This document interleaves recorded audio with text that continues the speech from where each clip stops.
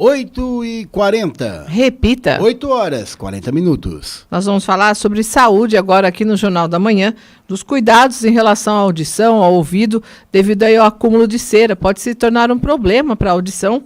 Para falar um pouquinho a respeito desse assunto, orientar os nossos ouvintes, os nossos internautas, nós já estamos conectados aqui com a doutora Clarissa Castanho, ela que é especialista da Associação Brasileira de Otorrinolaringologia e Cirurgia Cérvico-Facial. Bom dia, doutora Clarissa, seja bem-vinda aqui ao Jornal da Manhã.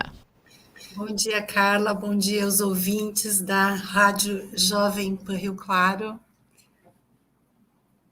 Muito bem, vamos falar um pouquinho então, doutora, sobre os perigos do excesso de cera nos ouvidos? Vamos lá.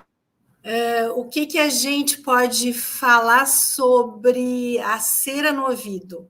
Que é uma produção natural, que a gente espera que aconteça, é protetora e resolve parte dos problemas de contato com outras substâncias que podem ser agressivas, então isso funciona de uma forma muito sadia.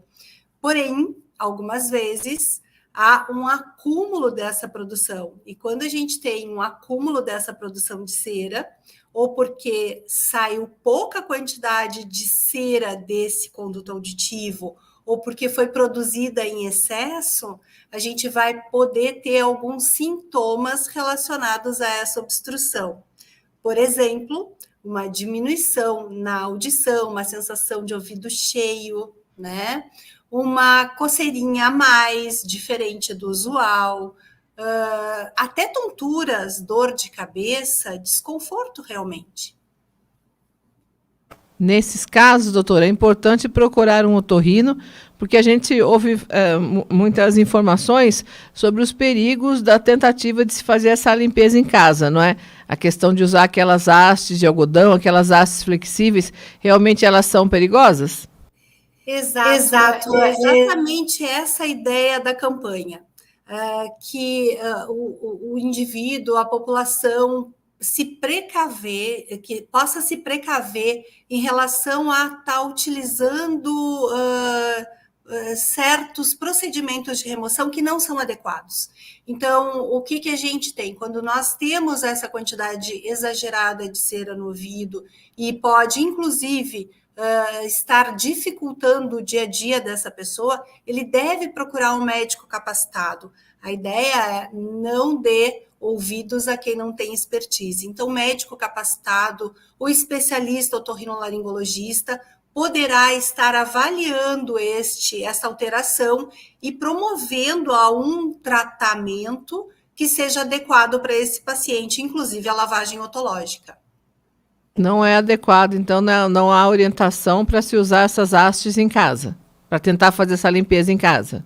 Exatamente, isso é super conversado, a gente fala sempre sobre isso com os pacientes. A haste flexível, ela é tentadora, ela está ali para secar o ouvido, para secar qualquer coisa que a gente queira, maquiagem. O que acontece com a haste flexível? Ela tem na ponta um algodão que pode, obviamente, acabar empurrando essa cera que é produzida naturalmente e acaba ficando como socada, como um pilão no fundo do conduto. E sim, essa cera não vai acabar ficando concentrada ali no fundo e não vai sair. Então, um dos problemas é esse. O outro problema é a lesão do conduto, que por um uso continuado ou até um uso intempestivo, poderá rasgar ou lesar minimamente a pele do conduto, promovendo uma infecção, porque é um lugar, é um espaço onde fica fechado, onde acumula água do chuveiro. Então, isso sim. E outro fato que sempre se bate é aquela coisa da haste flexível traumatizar a membrana timpânica, que é um pouquinho mais além do que lesar a pele do conduto.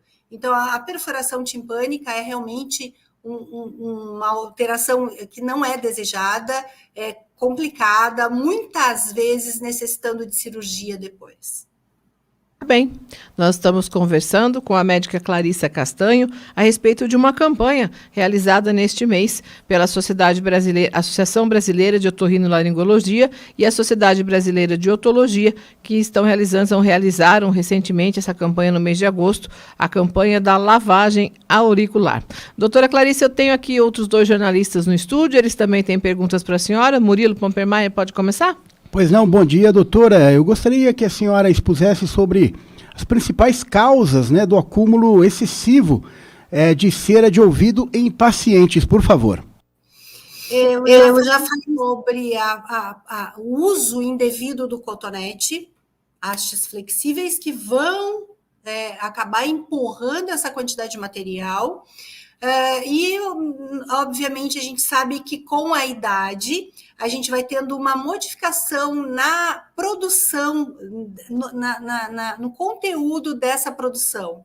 Então, essa cera pode ficar mais endurecida, com mais dificuldade do próprio conduto retirar esse material, que é naturalmente o que a gente espera. Então, sim, alguns pacientes têm uma quantidade exagerada de produção também, inclusive em crianças se vê isso, e é uma das coisas que a gente também se preocupa em deixar esse conduto desobstruído para a criança ter uma audição adequada e evitar que, por exemplo, a criança teve uma gripe, uma infecção de via aérea superior e complicou, ainda se mantém febre, e para fazer a avaliação desse ouvidinho, muitas vezes a gente tem essa quantidade de cera que interfere, inclusive, num diagnóstico precoce.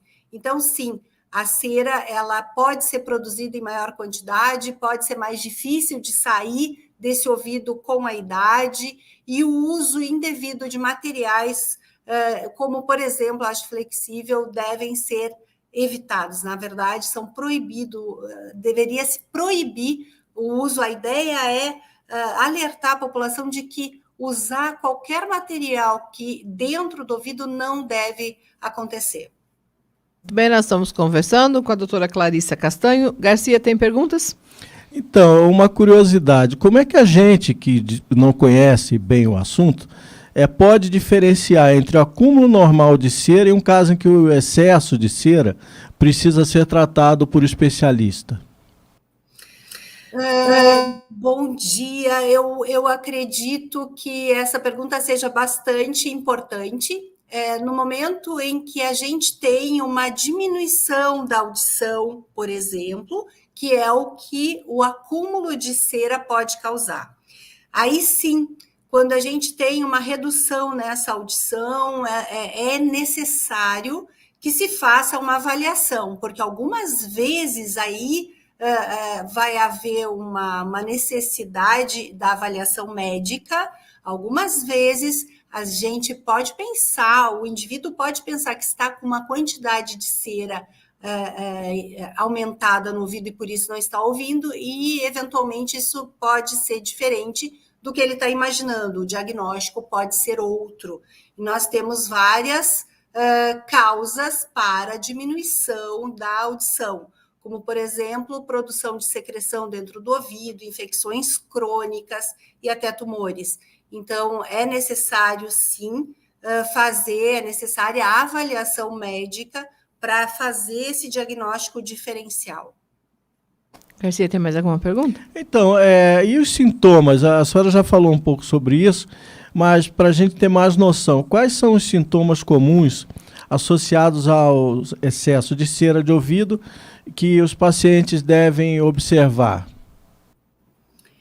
A sensação da audição diminuída na quantidade de cera acumulada é uma audição, uma diminuição da audição tipo plenitude auricular, tipo ouvido cheio.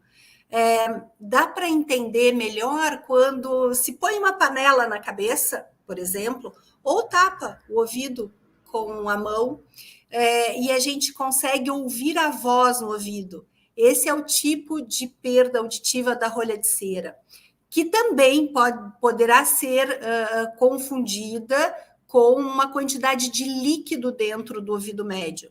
E essa quantidade de líquido está relacionada com, por exemplo, infecções de via aérea superior, resfriados e gripes, tá? Então, logicamente, você não está diante de um processo infeccioso viral, uma gripe, um resfriado, de repente eu acordei com o ouvido mais tapado, e aí eu tomo banho, muda, tapa, destapa, isso realmente leva a pensar nessa quantidade de cera. E, logicamente, tem pacientes que têm um acúmulo frequente dessa quantidade de cera, e ele sabe que a cada 6 meses, a cada ano, a cada 2 anos, ele vai precisar fazer essa remoção. Mas, sim, a sensação da rolha de cera é essa. Fora que a gente poderá ter uma dor, desconforto, porque essa quantidade de cera pode acumular a água do chuveiro lá dentro e acabar fazendo um processo inflamatório, então acaba doendo, dando desconforto, tontura, dor de cabeça, tudo relacionado à orelha entupida. Clarissa, como é que é feito no consultório como é que é feita essa lavagem, essa limpeza no ouvido? Nós, otorrinolaringologistas, especialistas, temos alguns instrumentos que vão ser utilizados. A lavagem otológica é a mais comum, sim, é a mais frequente, talvez, pelo simples fato de quando a cerinha está amolecida, numa consistência adequada, a gente pode jogar essa água ou soro fisiológico no ouvido e ela vai fazer um turbilhonamento que vai fazer essa remoção. É uma remoção mecânica. A outra alternativa são instrumentos, por exemplo, curetas, estiletes, que a gente usa para justamente remover essa quantidade de cera quando ela é mais endurecida. E mesmo assim, a gente pode lançar mão de produtos, gotas otológicas, para ajudar a amolecer essa rolha quando a gente não consegue numa primeira vez. E realmente, algumas vezes a gente tem um paciente que vai demorar uma vez, 2, 3 vezes indo até o consultório até a gente conseguir a remoção completa. Pessoa que não tem o problema do excesso, né, da produção de excesso de cera, ao longo da vida, ela deveria fazer essa limpeza também em algumas ocasiões? Existe uma periodicidade para isso? Não, exatamente não. Não há por que a gente fazer limpeza no ouvido se não há uma quantidade excessiva de cerúmen e descamação epitelial, que geralmente acomete também esse paciente. Então, não. A ideia da cera é proteção. E se ela está protegendo, ela está ali muito bem, não está obstruindo o conduto, e é ali que ela vai ficar e vai ser removida pelo próprio ouvido ao longo do tempo, naturalmente. Doutora, quais são as opções referentes aí à prevenção que são recomendadas, né, a fim de minimizar o acúmulo de cera? Novamente, a gente volta lá às hastes flexíveis e realmente essa é a melhor alternativa. Não usar materiais indevidos, como, por exemplo, hastes flexíveis tão populares para remover cera ou para limpar o ouvido.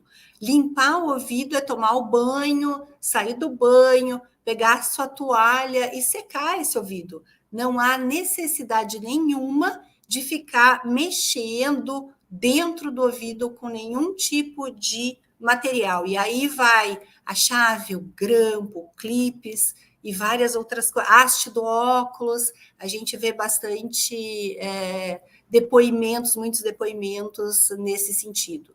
Inclusive, eu já atendi uma paciente há um tempo atrás que perfurou a membrana com a haste dos óculos. Então, realmente, assim, não mexer, porque não é necessário limpar o ouvido, como a Carla havia perguntado. Então, a remoção, ela é feita quando é necessária. E a gente evita justamente para não ajudar a acumular, se a gente tem